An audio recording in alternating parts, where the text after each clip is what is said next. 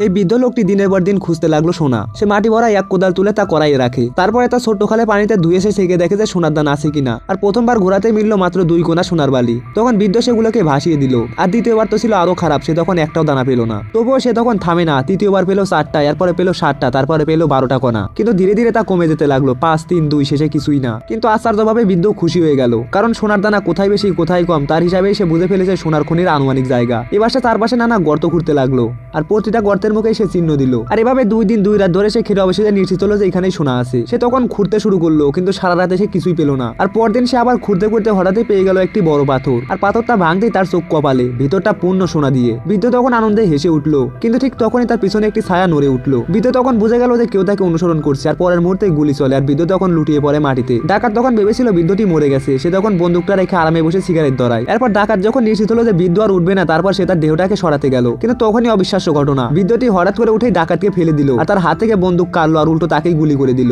আসলে ডাকাতের গুলিটা বৃদ্ধের গুরুত্বপূর্ণ জায়গায় লাগেনি, তাই সে বেঁচে যায়। এরপরে বৃদ্ধ নিজের ক্ষত জায়গাটা বেঁধে নেয়। তারপর সে মাটির নিচ থেকে 2 ব্যাগ সোনা তুলে নেয়। তারপর সে সেই বিপদের জায়গা ছেড়ে চলে যায় অনেক দূরে।